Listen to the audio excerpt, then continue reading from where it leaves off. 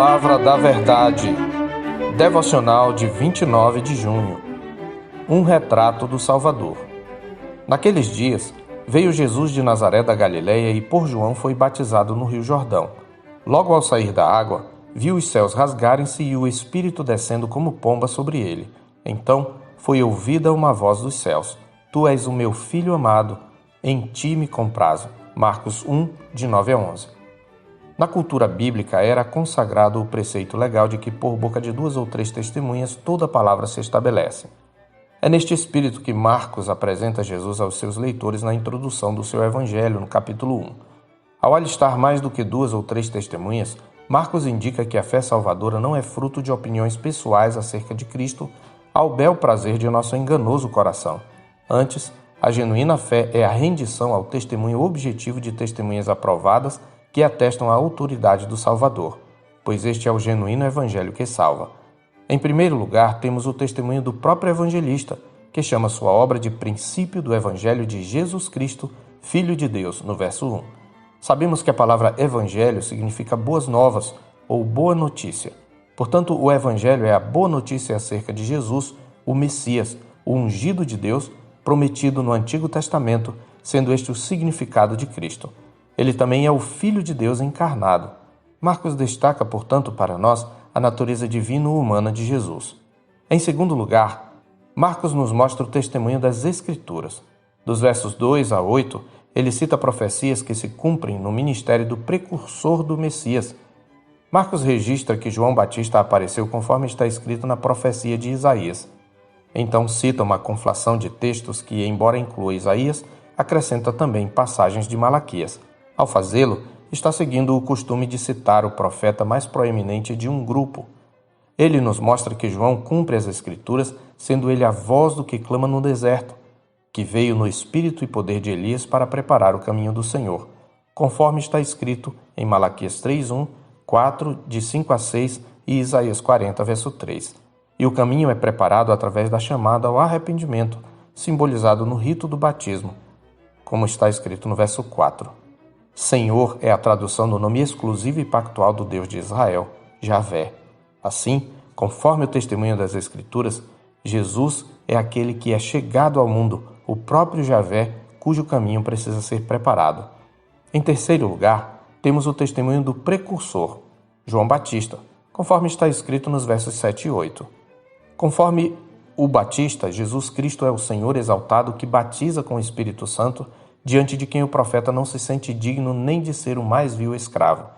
Ele é aquele que concede o Espírito Santo.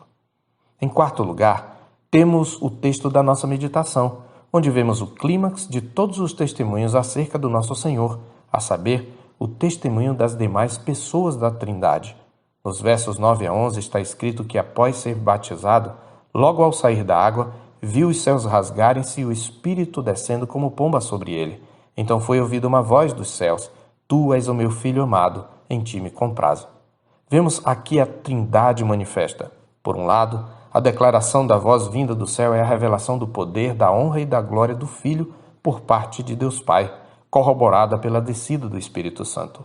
Por outro, as palavras atribuídas ao Pai ecoam a voz da profecia em um dos cânticos do servo do Senhor, a saber, Isaías 42, de 1 a 9, onde ele aponta Jesus como o servo do Senhor, que veio para cumprir seu propósito redentor, o Rei que veio para servir, aquele sobre quem repousa o Espírito Santo, o Filho amado que cumpre a vontade do Pai, o servo do Senhor, que veio como luz para os gentios e o homem perfeito. Embora seja um testemunho de outra natureza, o evento da tentação também pode ser incluído, porque é o primeiro desafio à missão de Jesus. Conforme Marcos relata, após seu batismo, logo o Espírito o impeliu para o deserto, onde permaneceu 40 dias sendo tentado por Satanás, conforme os versos 12 e 13a. A tentação nos lembra que o ministério de Nosso Senhor implica um conflito com as forças do mal. Jesus, portanto, é o mais valente, que veio para vencer o maligno, representando o seu povo. Esse acúmulo de provas nos revela um Salvador no qual devemos crer. Jesus é o Messias prometido, o Filho de Deus encarnado. Javé é presente no meio do seu povo, conforme foi anunciado pelas Escrituras. O Rei poderoso que concede o Espírito Santo, o servo do Senhor que veio como luz para todas as nações, a fim de cumprir seu propósito redentor, aquele sobre quem repousa o Espírito Santo, o Filho amado que cumpre a vontade do Pai, o homem perfeito. Você pode dizer que crê em Jesus, mas qualquer conceito que esteja aquém do que Marcos e os demais evangelistas retrataram não faz parte da fé verdadeira. Pelo contrário, por mais nobre e elevado que seja o conceito que você tem do Salvador, se não contempla o que acabamos de observar no retrato do Salvador registrado por Marcos, equivale a chamar Deus de mentiroso. Creia no Cristo das Escrituras, pois, como está escrito em 1 de João 5, 9b a 12, este é o testemunho de Deus que ele dá acerca do seu Filho. Aquele que crê no Filho tem em si o testemunho. Aquele que não dá crédito a Deus o faz mentiroso, porque não crê no testemunho que Deus dá acerca do seu Filho. E o testemunho é este, que Deus nos deu a vida eterna e esta está no seu Filho. Aquele que tem o Filho tem a vida. Aquele que não tem o Filho de Deus não tem a vida. Eu sou o pastor Marcos Augusto, pastor da Terceira Igreja Presbiteriana de Boa Vista, em Roraima. Tenha um bom dia na paz do Senhor Jesus.